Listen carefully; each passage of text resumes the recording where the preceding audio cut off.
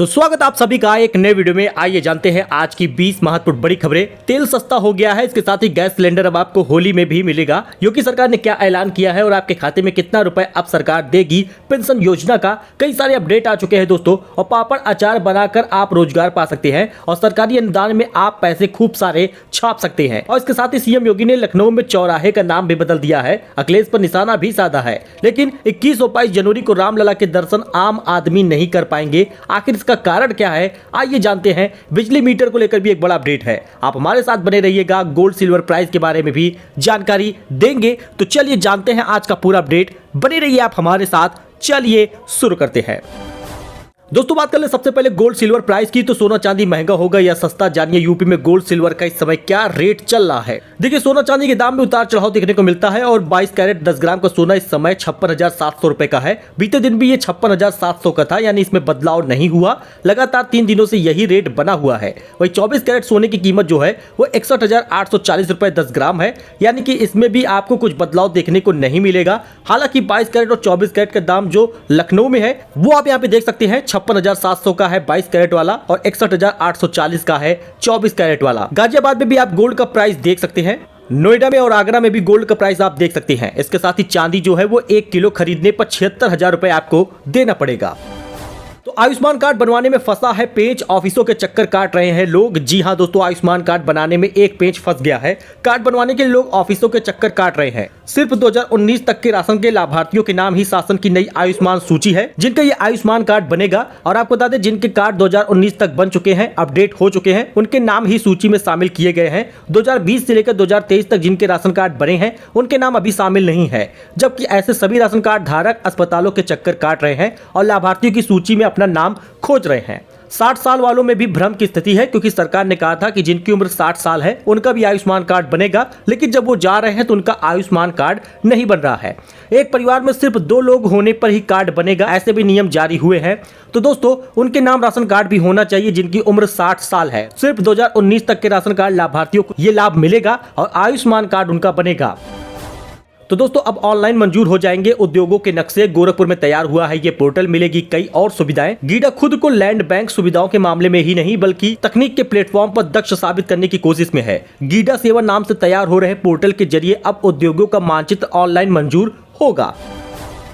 तो दोस्तों यूपी में बिजली मीटर चेक करने वालों की टीम अब नहीं कर सकेगी ये काम। ग्राहकों को मिली है राहत। जी हां, यूपी पावर कॉर्पोरेशन ने बिजली ग्राहकों को बड़ी राहत दी है। बिजली मीटरों की चेकिंग करने वाली टीम अगर मीटरों में अधिक भार पाती है तो अपने से नहीं बढ़ा सकती है। इसके लिए ग्राहकों की सहमति जरूरी होगी। उत्तर प्रदेश पावर कॉर्पोरेशन प्रबंधन ने बिजली कार्मिकों को खासकर मीटर रीडिंग और चेकिंग टीम को निर्देश दिया कि जांच में यदि उपभोक्ता के कनेक्शन पर स्वीकृत भार से अधिक मांग पाई जाती है तो भार वृद्धि के लिए उपभोक्ता की सहमति प्राप्त करें। तो अयोध्या में 21 और 22 जनवरी को रामलला के दर्शन नहीं कर पाएंगे आम श्रद्धालु। जानिए इसका क्या कारण है। जी हां दोस्तों, 21 और 22 जनवरी को आम श्रद्धालु रामलला के दर्शन नहीं कर सकेंगे। प्राण प्रतिष्ठा अनुष्ठान के अंतिम समय में 21 और 22 जनवरी 2024 को आम श्रद्धालुओं का परिसर में प्रवेश वर्जित हो जाएगा। रामलला के नवीन विग्रह की प्राण प्रतिष्ठा के अनुष्ठान के अवसर पर विराजमान रामलला का दर्शन 48 घंटे तक आम श्रद्धालुओं को नहीं मिल सकेगा। श्री राम जन्मभूमि तीर्थ क्षेत्र महासचिव चंपत राय का कहना है कि प्राण प्रतिष्ठा अनुष्ठान के अंतिम समय में 21 और 22 जनवरी 2024 को आम श्रद्धालुओं का परिसर में प्रवेश वर्जित होगा। पुनः 23 जनवरी से पूर्वत दर्शन नवीन मंदिर में शुरू हो जाएगा। वही सीएम योगी ने लखनऊ में बदल दिया है चौराहे का नाम। अखिलेश पर निशाना साधा, बोले अब इफ्तार नहीं प्रकाश पर्व मनता है। यूपी के सीएम योगी आदित्यनाथ ने रविवार को लखनऊ में एक चौराहे का नाम बदल दिया। इसके साथ ही बिना नाम लिए अखिलेश यादव पर हमला बोला। कहा पहले इफ्तार पार्टी होती थी, अब प्रकाश पर्व मनाया जाता है। मुख्यमंत्री ने कहा खालसा पंथ ने देश व धर्म की रक्षा के लिए लगातार अग्रणी भूमिका निभाई है। खालसा चौक की स्थापना आज अपने इतिहास की स्मृतियों को ताजा करने और उनके प्रति कृतज्ञता ज्ञापित करने का अवसर है।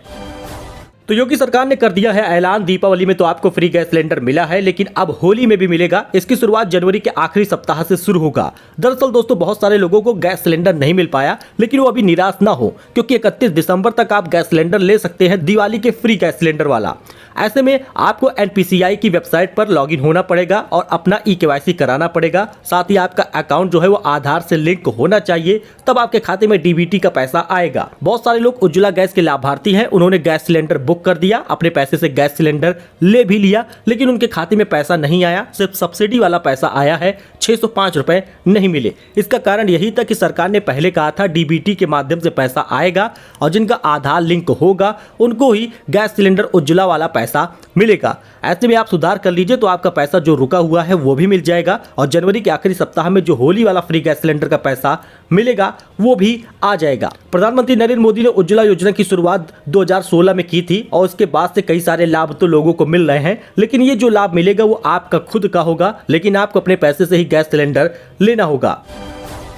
पृथ्वी के वायुमंडल में ऐसे बदलाव आएंगे जिससे यहाँ ऑक्सीजन बहुत ही कम हो जाएगा। इसके चलते पृथ्वी पर वर्तमान में जो वायुजीवी वाले जीवन है वो खत्म हो जाएंगे। इसमें इंसान भी शामिल होगा। शोधकर्ताओं के मुताबिक इससे पहले इंसानों के रहने लायक दूसरा ग्रह खोजना होगा। हाल ही में किए गए एक अध्ययन में इसका खुलासा हुआ है। अध्ययन नासा के नेक्स्ट SS परियोजना का हिस्सा है जिसमें बाहरी ग्रहों पर जीवन ढूंढा जा रहा है। उन्होंने कहा खत्म होगा जीवन का यह स्वरूप। रेनहार्ड ने कहा कि यह बदलाव का नतीजा यह होगा कि पृथ्वी पर ऑक्सीजन पर निर्भर जीवन खत्म हो जाएंगे।